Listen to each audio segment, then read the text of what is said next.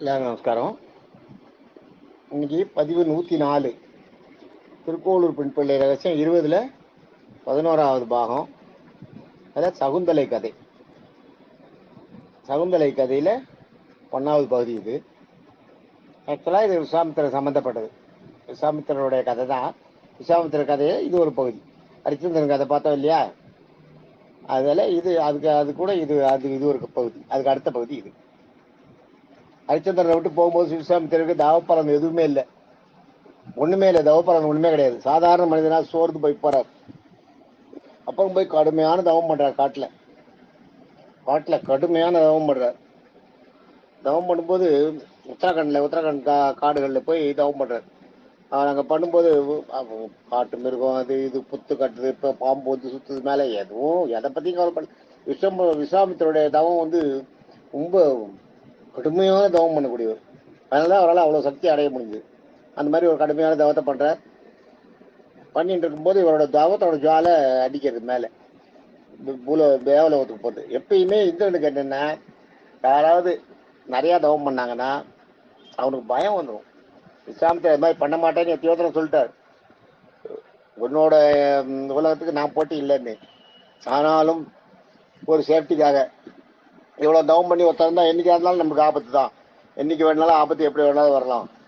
நம்மளோட சக்தி வாய்ந்தவன் தான், நம்மளோட பலவான். ஆனால் அவன் நம்மகிட்ட சண்டைக்கு வரமாட்டான்னு தெரிஞ்சா கூட அவன் இருக்கிறது நம்மளுக்கு என்னைக்கு இடைஞ்சல் தானே. அதனால அதான் அந்த ஒரு மைண்டு உனக்கு மனசில். அதில் வந்து எப்படியாலும் அந்த இதை வந்து ஒரு கெடுத்துடணும்னு நினைக்கிறான், கலைச்சிடணும்னு. ஆக்சுவலாக இது வந்து காளிதாசர் இந்த கதையை எழுதியிருக்கார். சகுந்தலா துஷ்யந்தன் கதையை காளிதாசர் வந்து பார்த்தீங்கன்னா சாகுந்தலம்னு எழுதியிருப்பார். சாகுந்தலன்றது காளிதாசரோட காப்பியங்கள் நாடகங்கள்லாம் உண்டு. சான்ஸ்கிரிட்ல மிகப்பெரிய புலவர் காளிதாசர். சந்திரகுப்த மௌரியர் காலத்தில் வாழ்ந்தவர். அவரோட சபையில் இருந்தவர். சபையில் நாம் வித்வானா இருந்தவர் அவர் தான். இவர் எழுதினது நிறையா. இந்த காளிதாசர் வந்து ரொம்ப நல்லா எழுதிக்கிறது. குமார சம்பவம், மேகதூதம் இதெல்லாம் இவர் எழுதினார். ரகுவம்சம், மாளவிகாக்கின் மித்திரம், விக்ரமோர்வசியம், ருதுசம்ஹாரம் இதெல்லாம் வந்து இவர் எழுதினது. காளிதாசர் எழுதினது. காளிதாசர் இதில் வந்து சாகுந்தலம் எழுதியிருக்காரு. இன்னும் நிறைய எழுதியிருக்காரு காளிதாசர். எனக்கு டக்குன்னு ஞாபகம் வரல. காளிதாசரோட இதெல்லாம் வந்து ரொம்ப ரொம்ப ரொம்ப நல்லா இருக்கும். அதாவது இந்த சீனை அப்படியே கிரியேட் பண்ண மாதிரி இருக்கும். இயற்கையை வந்து அப்படியே நிறைய இடத்துல இயற்கையை வர்ணிச்சிருப்பார், நிறைய கொண்டிருப்பார். இதில் கூட அது மாதிரி வரும் சாகுந்தலத்தை கூட. அவரோட இது அந்த கதையில் என்ன வருதுன்னா, இப்போ இந்திரனுக்கு கவலை வந்துடுறது இவரோட தவத்தை பற்றி. இவரோட தவத்தை கலைக்கிறதுக்கு நினைக்கிறான். உடனே மேனக, ரம்ப, ஊர்வதி, திலோத்தம 4 பேரையும் அனுப்புகிறான். போய் விஸ்வாமித்திரன் அழைச்சிட்டு வந்திருக்கோம். அவள் அப்போ எல்லாரும் வந்து டான்ஸ் ஆடுறா. மேனகம் மட்டும் ஒதுங்கி நிற்கிறா. ஒருத்தரா அவள் 3 பேர் வந்து டான்ஸ் ஆடுறா. டான்ஸ் ஆடி என்னென்னமோ பண்ணுறா. அவரை வந்து ஒரு மாதிரி இன்ப வயப்படுத்துறா. அவர் வந்து அதுக்கெல்லாம் மசியில போன் தள்ளிடுறாரு. அவருக்கு தெரியறது. உடனே இவன் வந்து என்ன பண்ணுறா, அந்த மேனகம் மட்டும் இதில் வரல. அவர் வந்து எல்லாருக்கும் நாள் கொடுத்து அனுப்புறா. 4 பேரும் போயிடுறா. மேலே போன உடனே வந்து போகிற வழியில் நாரதர் வருவார். நாரதர்கிட்ட மேனக கேட்பா, ஒரு மகத்தான ரிஷிய என்ன தன்வயப்படுத்தணும்னா ஒரு பெண் என்ன பண்ணணும்னு கேட்பா. கேட்கும்போது அவர் என்ன சொல்றார், அவங்களுக்கு பணிவிடை செய்யறது மட்டும்தான். பணிவிடை செய்யும் போது அந்த ரிஷி வந்து மகிழ்ச்சி அடைவார். அந்த மாதிரி மகிழ்ச்சி அடைகிற நேரத்தில் அவரை வந்து மயக்கலாம். அது மாதிரி பண்ணியே மயக்கலாம். அதில் தான் மயங்குவாங்களே ஒழிய நீங்கள் டான்ஸ் ஆடுறதுலையோ உங்கள் உடம்பழகையோ அந்த வனப்பை பார்த்தெல்லாம் மயங்க மாட்டாங்க. நீங்கள் வந்து உங்களுடைய குணம் நல்ல குணமாக இருக்கிற பொண்ணாக இருக்கணும். அது வந்து இங்கே காட்டணும்னா பணிவிடை செய்கிறது தான். அந்த பணிவிடை செய்தாதான் அந்த அவங்க அந்த மாதிரி பெரிய ரிஷிகளை பயக்க முடியும் அப்படின்னு சொல்ற போயிடுறா. 4 பேர் தேவலோகத்துக்கு போயிடுறா. தேவலோகத்துக்கு போனோடனே இந்திரன் எங்களால் முடியலன்னு 4 பேர் சொன்னோடனே திட்டுறான். அப்போ என்ன சொல்றா, மேனகை நான் பண்றேன், ஆனா எனக்கு வந்து 2 நாள் டைம் வேணும். 2 நாள் தேவ கணக்குக்கு 2 வருஷம். தேவ கணக்குக்கு 1 வருஷம். 1 வருஷம்ன்றது 2 வருஷம். எனக்கு 2 நாள் 3 நாள் டைம் வேணும். அதாவது இப்போ ஊழக கணக்குக்கு 2 வருஷம் 3 வருஷம் டைம் வேணும். நான் அவரை பண்ணுவேன். சரின்னு தேவேந்திரன் பண்றான். 3 வருஷம் டைம் கொடுத்து அனுப்புறான். 3 வருஷம் டைம் கொடுத்து மேனகையே அனுப்புறான். சரி நீ போய் நான் சொன்ன காரியத்தை சாதிச்சுவேன். ஏன்னா எப்படியாவது விஸ்வாமித்திரோட தவத்தை கலைக்கணும். விஸ்வாமித்திரோட தவம் வளர்ந்துருக்கு. அந்த தவத்தை ஒன்றும் இல்லாத பண்ணி விட்டோம். மறுபடியும் தவம் பண்ணி மறுபடியும் சேக்கலை கூட்டணும். அவரை இதை பண்றான். பண்ணினவனே என்ன பண்றான், வந்து மேனகி வரா.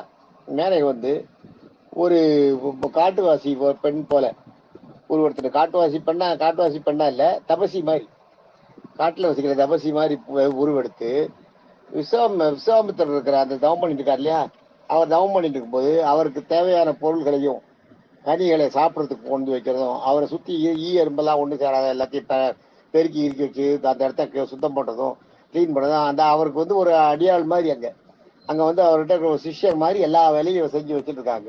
இவர் கண்ணு முடிச்சு பார்க்கும்போது பார்த்தா எப்பயுமே ரிஷிகளுடைய தவம்னா அவங்களுடைய இயற்கை உபாதைகளுக்கு நேச்சுரலா அவங்க உடம்புல ஏற்படுற அந்த இயற்கை நியதிகளுக்கு அதுக்காக அவங்க வந்து கட்ட திறப்பாங்க, அந்த வேலையெல்லாம் முடிச்சுப்பாங்க. அதனால அவங்க விஷயம் தவம் கெட்டு போச்சுன்றது கணக்கு கிடையாது. அந்த தவம் அதுல இருந்து தொடரப்படும். ஒரு தவம் ஒரு விஷயம் பண்ணிட்டு இருக்காருன்னா ராத்திரி எல்லாம் பண்ணிட்டு இருக்காரு, பகல்லாம் பண்ணிட்டு இருக்காரு, காத்தால எழுந்திருக்கிறார், காத்தால பாக்குறாரு, காத்தால பார்த்த உடனே பாத்ரூம் போகணும், வெளியில போகணும், மூஞ்சி அலம்பணும், கைகால் அலம்பணும், வாயை குளிக்கணும், குளிக்கணும், இந்த நேரம் விஷயம்லாம் இருக்கு. அந்த நேரத்தில் நம்ம பண்ணிட்டு இருந்தா அப்படி முடியாது. தவத்தை நிறுத்திட்டு போயிட்டு வருவாங்க.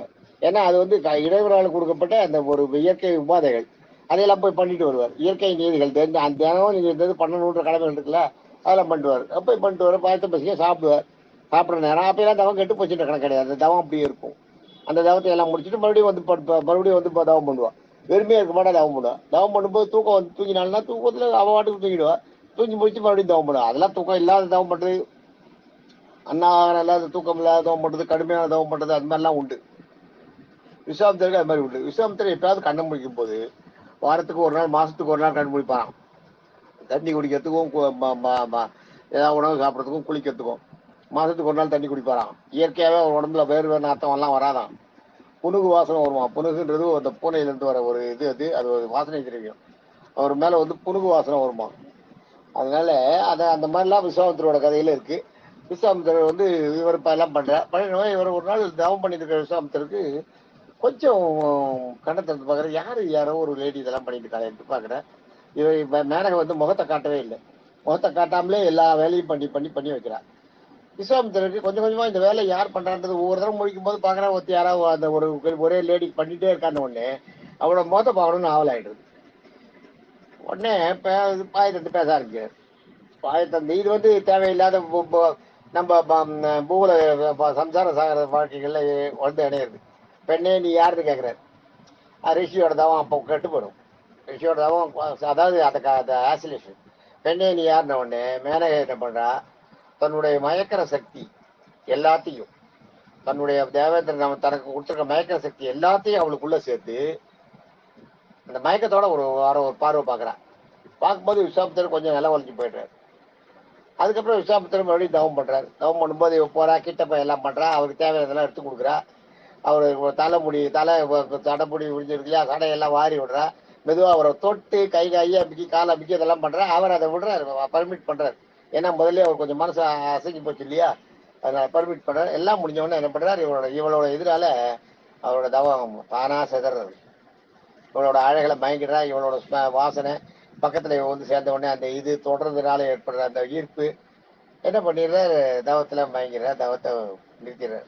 செஞ்ச வரைக்கும் தவத்தை நிறுத்திட்டு நீ யாரு என்ன இந்த பொண்ணை கேட்டவொடனே இவன் மேல மயக்கிறா. அவரை மயக்கிற உடனே இந்த விஸ்வாமித்திரருடைய அந்த புடிவாத குணமும் அவருடைய தவத்தினோட வலிமையும் இதெல்லாம் பார்த்தோன்னா மேனகையும் மயங்கிறான். அவன் மேல மேனகை வந்து அவரை கழிச்சிட்டு ஓடிட்டேன்னு ஓடலை. மேனகையும் மயங்கி என்ன பண்றா, அவர் கூட ஃபேமிலி ரன் பண்றான், குடும்பம் நடத்துறான். அவர் கூட குடும்பம் நடத்துறா. ஒரு வருஷத்துக்கு அதாவது 6 மாதம் தவம் பண்றா. 6 மாதம் அவர் கூட குடுத்தனம் பண்றா. குடுத்தனம் பண்ணி அவர் 6 மாதம் ஆன அப்புறம் விஸ்வாமித்திரருக்கு வந்து தன் நிலை புரியுது யாருன்னு.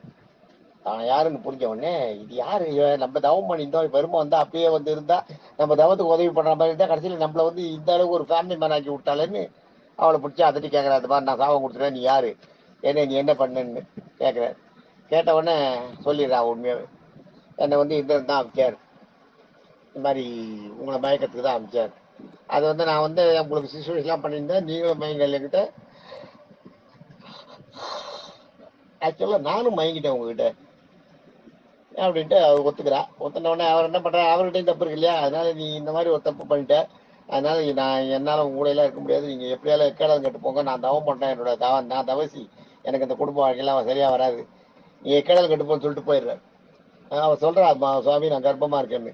எதுவா இருந்தாலும் கர்ப்பத்தை கொடுத்தவனே அதுக்கு வழி பண்ணுவான். நான் போறேன்னு போயிடுறாரு. விஸ்வாமித்திரர் போயிடுறாரு. விட்டுட்டு போயிடுறாரு. தவம் பண்றதுக்கு போயிடுறாரு காட்டுல. இதுக்குள்ள விஸ்வாமித்திரருக்கு என்ன ஆகுதுன்னா, அவர் பண்ணி தவப்பயன் பூரா இந்த மேனகை கூட இருந்ததுல போயிடுச்சு. மறுபடியும் ஜீரோ ஆயிட்டு அவர் போயிடுறார். இவன் என்ன பண்றா, கர்ப்பமாயிட்டான். இவன் கர்ப்பமானவனே அங்க என்னன்னா, காட்டுல தவிச்சுட்டு இருக்கா. இவங்களுக்கு குழந்தை பிறக்கிறது.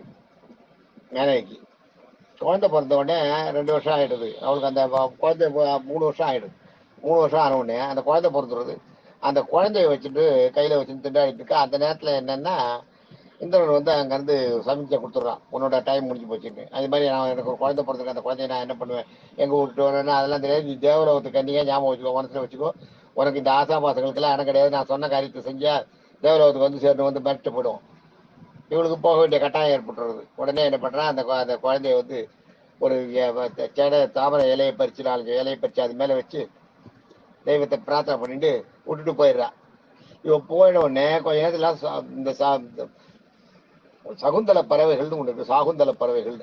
அந்த சாகுந்தல பறவைகள்னா இப்ப கூட நம்ம எங்க ஊர்ல கிராமங்கள்ல நான் பார்த்துருக்கேன். செம்போத்துன்னுவாங்க, செண்பக பறவைன்னுவாங்க, செம்போத்துன்னுவாங்க. சகப்பா இருக்கும், மூக்கெல்லாம் சகப்பா இருக்கும், உடம்பெல்லாம் கூட கொஞ்சம் அந்த ப்ரௌனிஷா தான் இருக்கும் அந்த அந்த பறவை. அந்த பறவைகள் வந்து இந்த குழந்தை இங்க கத்துறத பார்த்தோன்னே இந்த குழந்தைய வந்து ரெக்கையால மூடிட்டு ராத்திரி பூரா காப்பாத்திருக்கு. மழை பனி மழையில எல்லாம் காப்பாத்திருக்கு. விடிய காத்தால கண்வ முனிவர் அந்த பக்கமா வந்திருக்காரு. கண்வ முனிவர் அவர் அந்த பக்கமா வந்தவர் பாக்குறாரு. ஆசிரமத்துக்கு வரும்போது பாக்குறாரு, சவுண்டு கேட்கறது. பார்த்த உடனே குழந்தை சவுண்டு கேட்கறது. குழந்தை இருக்குன்னு உடனே அவருக்கு என்னன்னு புரியல. குழந்தைய பார்த்துக்கிறார். குழந்தை நல்லா இருக்கு, அழகா இருக்கு. எடுத்து விடுறாரு. எடுத்துட்டு அவன் சிஸ்டர்லாம் வேண்டாம், இது நமக்கு நமக்கு தேவையில்லாத இது, குழந்தையெல்லாம் இருக்கு, நீங்க எடுத்து வரீங்கன்னா அவர் இல்லை இல்லை, அது மாதிரி உயிரை நான் காட்டில் விட்டு போக முடியாது, மனித உயிர் அது தனியா இருக்கு, யாரும் இல்லை இருக்கு, அதனுடைய அதுக்கு உரியவங்க வந்து தேடி வந்து கொடுத்தா கொடுப்பேன், இல்லைன்னா என் குழந்தையாவே நான் வளர்ப்பேன் ஆசிரமத்துல அப்படின்னு சொல்லிட்டு தூக்கின்னு போயிடுறேன். அவரோட ஆசிரமம் எங்கன்னா உத்தரகண்ட்ல தான். அதுவும் சிவாலின்னு வாங்க இப்ப மலை, சிவாலி. அப்ப ஷவாலக்னு அதுக்கு பேரு. இப்ப சிவாலி மலைன்னு அந்த இமயமலையிலேயே அது ஒரு பகுதி உத்தரகாண்ட்ல.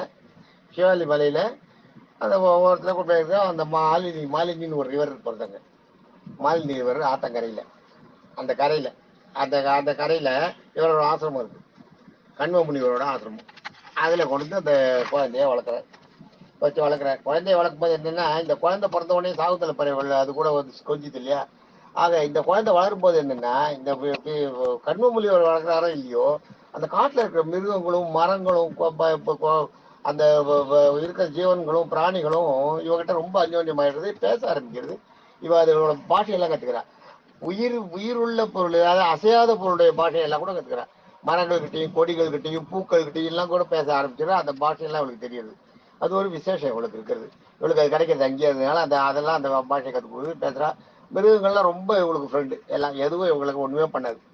அந்த மாதிரி சூழ்நிலையில இவ அப்படியே அங்க வளர்ந்துட்டு வரா. கண்வமுனிவர் ஆசிரமத்துல இருக்கா. அந்த வனமே ரொம்ப செழிப்பா இருக்கு. கண்வமுனிவரோட ஆசிரமே அவ்வளவு செழிப்பா இருக்கு. ஏன்னா சமுத்திரை வந்ததுனால அந்த இடமே செழிப்பா இருக்கு. வனமே செழிச்சு போயிடுது. அப்படியே அந்த வனமே அந்த உத்தராகண்ட்ல இருக்க அந்த சிவாலிக் மலை, அந்த அந்த ஓரம், அந்த சிவாலி மலை ஓரம் அவ்வளோ அழகா அப்படியே பெரிய மலை மலை பிரதேசம் அவ்வளோ அருமையா ஆயிட்டான். அந்த மலையே பச்சை பசேல்னு ஆகி ரொம்ப பூத்து குலுங்க ஆரம்பிச்சுட்டான். என்னன்னா இந்த சகுந்தலை அங்க வந்ததுனால. தொடர்ச்சியா நாளைக்கு பார்ப்போம். தேங்க்யூ.